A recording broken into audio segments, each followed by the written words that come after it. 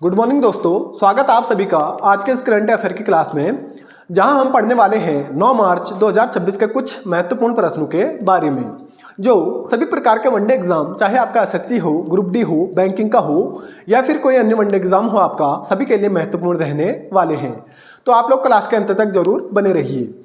चलिए शुरू करते हैं आज के करंट अफेयर की क्लास। पहला प्रश्न है आज का, अंतर्राष्ट्रीय महिला दिवस प्रत्येक वर्ष किस तिथि को मनाया जाता है? तो यह दिवस प्रत्येक वर्ष मनाया जाता है 8 मार्च को। चलिए जानते हैं इस दिवस के बारे में। तो प्रत्येक वर्ष 8 मार्च को अंतर्राष्ट्रीय महिला दिवस के रूप में मनाया जाता है और इस दिन को मनाने का उद्देश्य महिलाओं के अधिकार, समानता और उनके योगदान को सम्मान देना है। चलिए बात करते हैं मार्च माह के कुछ महत्वपूर्ण दिवस के बारे में जो अभी तक हो चुके हैं। और इसमें पहला है शून्य भेदभाव दिवस, जो कि प्रत्येक वर्ष मनाया जाता है 1 मार्च को। और अगला है विश्व नागरिक सुरक्षा दिवस, जो कि मनाया जाता है 1 मार्च को। और अगला है विश्व समुद्री घास दिवस, जो कि मनाया जाता है 1 मार्च को। अगला है इसमें विश्व वन्य जीव दिवस, जो कि प्रत्येक वर्ष मनाया जाता है 3 मार्च को। और अगला है विश्व श्रवण दिवस, जो कि मनाया जाता है 3 मार्च को। अगला है राष्ट्रीय सुरक्षा दिवस, जो कि मनाया जाता है प्रत्येक वर्ष 4 मार्च को। और अगला है अंतर्राष्ट्रीय निरस्त्रीकरण और प्रसार जागरूकता दिवस, जो कि मनाया जाता है 5 मार्च को। अगला है जन औषधि दिवस, जो कि मनाया जाता है 7 मार्च को। और आज हमने पढ़ा है अंतर्राष्ट्रीय महिला दिवस, जो कि प्रत्येक वर्ष मनाया जाता है 8 मार्च को। इतने दिवस यहाँ से याद रखिए। बढ़ते हैं अगले प्रश्न की ओर। अगला प्रश्न है इसमें, हाल ही में दुनिया का सबसे बड़ा दूरसंचार सम्मेलन मोबाइल वर्ल्ड कांग्रेस 2026 का आयोजन कहाँ किया गया है? तो इसका सम्मेलन अभी किया गया है स्पेन में। चलिए जानते हैं इस सम्मेलन के बारे में। तो हाल ही में स्पेन के बार्सिलोना में मोबाइल वर्ल्ड कांग्रेस 2026 का आयोजन किया गया है और इसका संस्करण था यह 37वां संस्करण। और इसका प्रथम संस्करण आयोजित किया गया था 1987 में ब्रुसेल्स, बेल्जियम में। और इसकी थीम है इस वर्ष की द IQ एरा। और भारत से संचार मंत्री हैं ज्योतिरादित्य सिंधिया ने इस सम्मेलन में भाग लिया था। और यह विश्व का सबसे बड़ा दूर संचार क्षेत्र का क्या है, सम्मेलन है। और बात करते हैं स्पेन देश के बारे में, तो इसकी राजधानी है मैड्रिड और मुद्रा है यहाँ की यूरो और राष्ट्रपति हैं पेड्रो सांचेज। इतने फैक्ट यहाँ से याद रखिए। बढ़ते हैं अगले प्रश्न की ओर। अगला प्रश्न है इसमें, हाल ही में दूसरा भारतीय बाइसन महोत्सव का आयोजन कहाँ किया गया है? तो इस महोत्सव का आयोजन अभी किया गया है ओडिशा राज्य में। चलिए जानते हैं इस महोत्सव के बारे में। तो हाल ही में ओडिशा के देवरीगढ़ वन्यजीव अभ्यारण्य में 8 मार्च 2026 के दौरान दूसरे भारतीय बाइसन महोत्सव का आयोजन किया गया है। और इसका उद्देश्य है भारतीय बाइसन, जिसे कहा जाता है गौर, के संरक्षण, उनके निवास स्थान के विकास और पर्यावरण पर्यटन को बढ़ावा देना। और बात करते हैं भारतीय बाइसन यानी कि गौर के बारे में, तो यह दुनिया का सबसे बड़ा जीवित मवेशी है और IUCN रेड लिस्ट में इसे संवेदनशील श्रेणी में सूचीबद्ध किया गया है। और बात आई थी यहाँ ओडिशा राज्य के बारे में, तो इसकी राजधानी है भुवनेश्वर और राज्यपाल हैं यहाँ के हरिबाबू कंभमपति और मुख्यमंत्री हैं मोहन चरण मांझी। इतने फैक्ट यहाँ से याद रखिए। बढ़ते हैं अगले प्रश्न की ओर। अगला प्रश्न है इसमें, हाल ही में मां से बच्चों में HIV और सिफिलिस के संक्रमण को समाप्त करने वाला पहला यूरोपीय देश कौन सा बना है? तो यह अभी बना है आपका डेनमार्क देश। चलिए जानते हैं इसके बारे में। तो हाल ही में डेनमार्क WHO द्वारा प्रमाणित यूरोपीय संघ का पहला ऐसा देश बना है जिसने मां से बच्चों में HIV और सिफिलिस के संक्रमण को पूरी तरह से समाप्त कर दिया है। और यह उपलब्धि डेनमार्क की मजबूत प्रसव पूर्व स्वास्थ्य देखभाल प्रणाली के कारण संभव हुई है। और क्यूबा वर्ष 2015 में यह उपलब्धि हासिल करने वाला दुनिया का पहला देश बना था।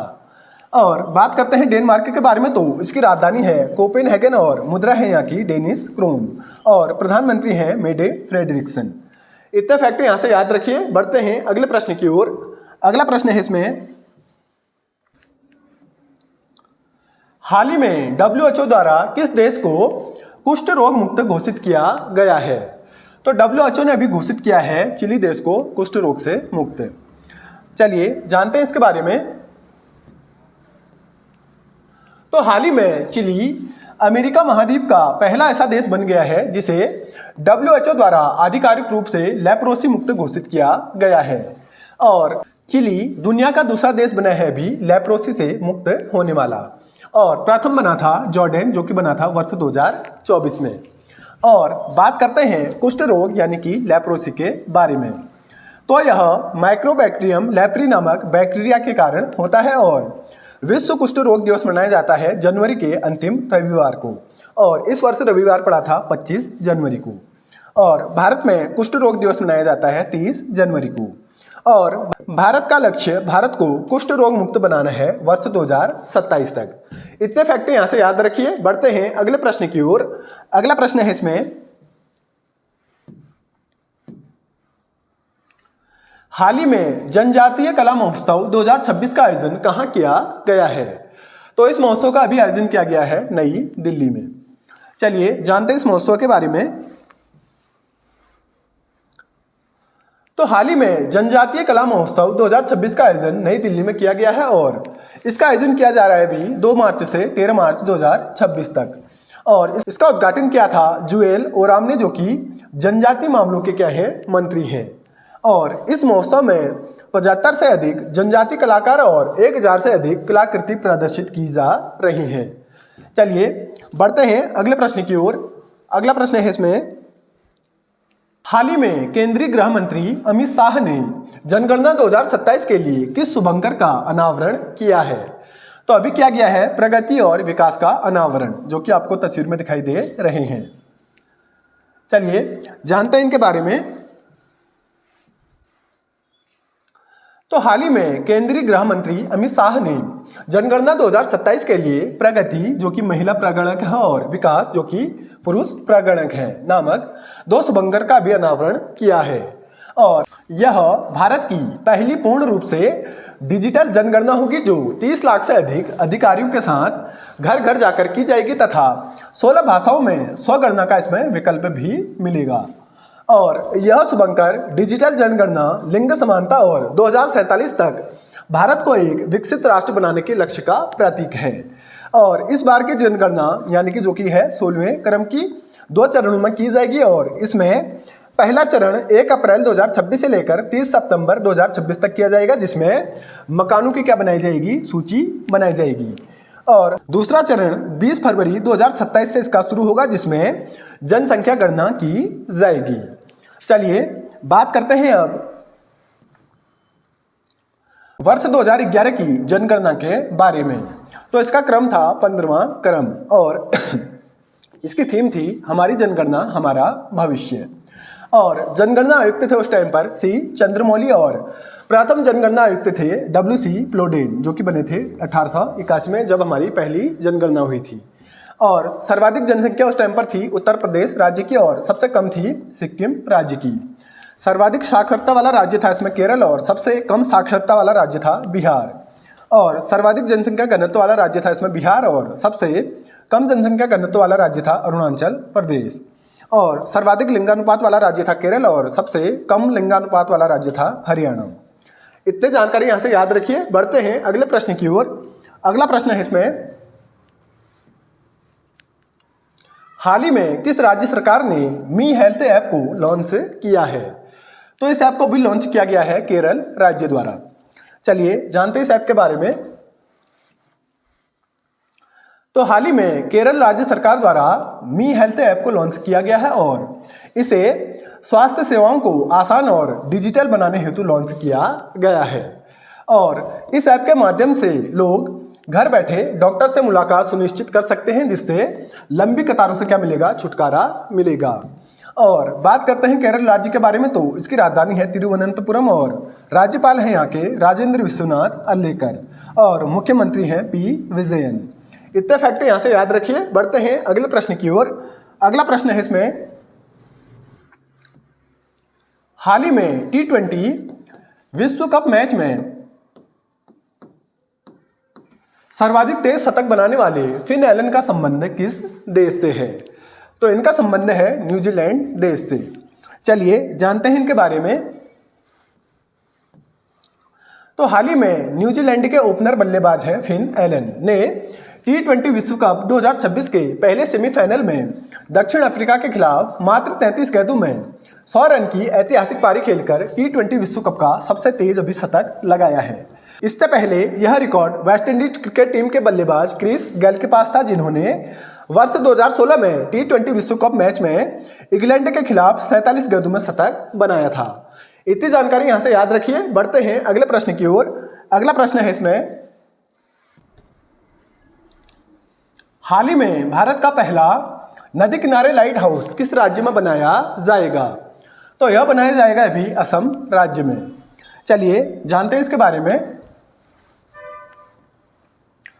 तो हाल ही में केंद्रीय मंत्री सर्बानंद सोनोवाल ने घोषणा की है कि भारत का पहला नदी किनारे लाइट हाउस असम राज्य में बनाया जाएगा और यह लाइट हाउस ब्रह्मपुत्र नदी किनारे बनाया जाएगा, जो 4 स्थानों बोगीबील, पांडु, सिलीघाट और विश्वनाथ घाट पर निर्मित किया जाएगा।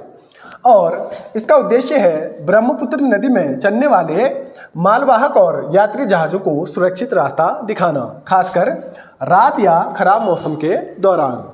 और इसकी विशेषता है यह 20 मीटर ऊंचे होंगे और पूर्ण रूप से सौर ऊर्जा से क्या होंगे? संचालित होंगे, तथा जिनकी रेंज 14 समुद्री मील तक होगी। और इस परियोजना की लागत लगभग 84 करोड़ रुपए अभी अनुमानित की जा रही है। और बात करते हैं असम राज्य के बारे में, तो इसकी राजधानी है दिसपुर और राज्यपाल हैं यहाँ के लक्ष्मण प्रसाद आचार्य और मुख्यमंत्री हैं हेमंत बिस्वा शर्मा जी। इतनी जानकारी यहाँ से याद रखिए। चलिए अब कर लेते हैं कल की क्लास का एक बार जल्दी से रिवीजन। तो इसमें पहला प्रश्न है, विश्व वन्यजीव दिवस हाल ही में किस तिथि को मनाया गया है? तो यह दिवस प्रत्येक वर्ष मनाया जाता है 3 मार्च को। अगला प्रश्न है इसमें, राष्ट्रीय सुरक्षा दिवस प्रत्येक वर्ष किस तिथि को मनाया जाता है? तो यह दिवस प्रत्येक वर्ष मनाया जाता है 4 मार्च को। अगला प्रश्न है इसमें, अंतर्राष्ट्रीय निरस्त्रीकरण और प्रसार जागरूकता दिवस किस तिथि को मनाया जाता है? तो यह दिवस प्रत्येक वर्ष मनाया जाता है 5 मार्च को। अगला प्रश्न है इसमें, रायसीना डायलॉग 2026 के मुख्य अतिथि के रूप में किस देश के राष्ट्रपति को आमंत्रित किया गया है? तो अभी क्या गया था? फिनलैंड देश के राष्ट्रपति को इसमें आमंत्रित। चलिए बढ़ते हैं अगले प्रश्न की ओर। अगला प्रश्न है इसमें, हाल ही में भारत के 93वें शतरंज ग्रैंड मास्टर कौन बने हैं? तो यह भी बने थे आरव डेंगला जी। अगला प्रश्न है इसमें, महात्मा एक महान संचारक नामक पुस्तक का विमोचन हाल ही में किसके द्वारा किया गया है? तो इस पुस्तक का विमोचन अभी किया गया था मनसुख मंडाविया द्वारा। अगला प्रश्न है, हाल ही में किस राज्य सरकार द्वारा प्रोजेक्ट हनुमान शुरू किया गया है? तो इस प्रोजेक्ट को अभी शुरू किया गया था आंध्र प्रदेश राज्य सरकार द्वारा। अगला प्रश्न है इसमें, हाल ही में अमेरिका ने किस देश के खिलाफ ऑपरेशन एपिक फ्यूरी को शुरू किया है? तो अभी अमेरिका ने शुरू किया था यह ईरान देश के खिलाफ। अगला प्रश्न है इसमें, हाल ही में डोल जात्रा त्योहार किस राज्य में मनाया गया है? तो यह त्योहार अभी मनाया गया था असम राज्य में। अगला प्रश्न है, बिहार के नए राज्यपाल के रूप में हाल ही में किसे नियुक्त किया गया है? तो अभी नियुक्त किया गया था सैयद अता हसनैन जी को। अगला प्रश्न है इसमें, जन औषधि दिवस प्रत्येक वर्ष किस तिथि को मनाया जाता है? तो यह दिवस प्रत्येक वर्ष मनाया जाता है 7 मार्च को। अगला प्रश्न है, हाल ही में आर.एन. रवि को किस राज्य के राज्यपाल के रूप में नियुक्त किया गया है? तो इन्हें नियुक्त किया गया था अभी पश्चिम बंगाल राज्य के राज्यपाल के में नियुक्त। अगला प्रश्न है इसमें, हाल ही में दिल्ली का नया उपराज्यपाल किसे नियुक्त किया गया है? तो अभी नियुक्त किए गए थे तरनजीत सिंह संधू। अगला प्रश्न है, मुख्यमंत्री श्री स्कूल योजना हाल ही में किस राज्य सरकार द्वारा शुरू की गई है? तो तो इस योजना को अभी शुरू किया गया था हरियाणा राज्य सरकार द्वारा। अगला प्रश्न है इसमें, हाल ही में तमिलनाडु का पहला डाई स्काई पार्क कहाँ स्थापित किया गया है? तो यह स्थापित किया गया था अभी कोली हिल्स में। ठीक है, ये डाई नहीं है, डार्क है। ठीक है, इसको करेक्ट कर लीजिएगा, डार्क स्काई पार्क। चलिए अगला प्रश्न है, भारत स्टील शिखर सम्मेलन 2026 किस शहर में आयोजित किया जाएगा? तो यह आयोजित किया जाएगा नई दिल्ली में। अगला प्रश्न है इसमें, हाल ही में लॉरियस स्पोर्ट्स अवार्ड के लिए नामित होने वाली प्रथम महिला क्रिकेट टीम किस देश की बनी है? तो यह बनी थी अभी भारत देश की। अगला प्रश्न है इसमें, तो दोस्तों ये थी आज की करंट अफेयर की क्लास और ये थे कुछ महत्वपूर्ण प्रश्न। मिलते हैं आपको कल, तब तक के लिए स्वस्थ रहिए, मस्त रहिए और वीडियो अगर पसंद आई तो चैनल को लाइक और सब्सक्राइब जरूर करें। धन्यवाद।